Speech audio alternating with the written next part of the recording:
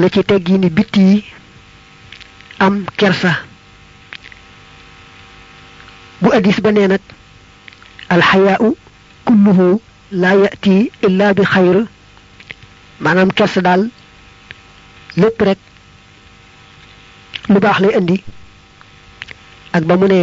iza arada allahu bi habdin halakan nazaa minhu alxayaa su yàlla namee ci jaam alkande da koy xañ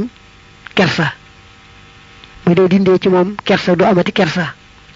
ku amul kersa rek yàlla daa namm ci moom alkande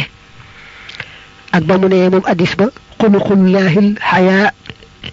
jikko yàlla day mooy kersa ak li ñu ne wa kaana nabiyu sallallahu alayhi wa sallam ashadda xayaan min alxadraai fi xidriha wala yuthabitu basarahu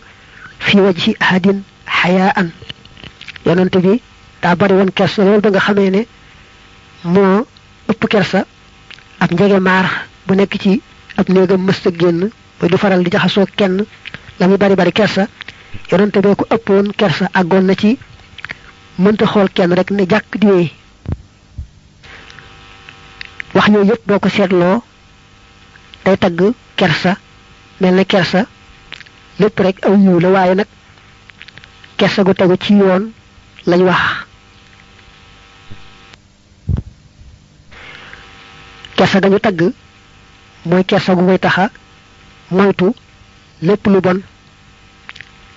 di ko jëme ci lépp lu baax waaye kersa goo xam ne da ko yóbbu ci bàyyi lu baax niki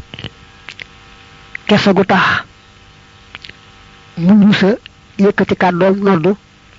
wala kersa gu tax mu rusa yëkkati kàddoom tudd yàlla mbaa lu ko nuru mbaa kersa gu tax du digle lu baax du aaye lu bon ndax du rek wala kersa gu ko yóbbee def lu yàlla bëggut niki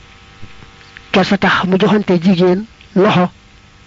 mbaa daal dara lu bokk ci xeeti civilisation yi nga xam ne tubaab yee ko indi rek te yoon aaye ko bu demee fa waa taax ya day rus ba faaw mu fekk leen ci seen civilisation te xam ne loola dara baaxu ca ak bari kersa ba la mu umpale ci mbirum diineem dana ko rusa laaj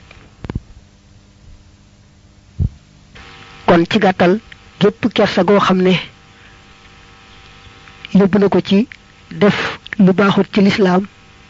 mbaa gépp kersa gu ko taxa bàyyi lu baax ci lislaam goo kersa ak rëy la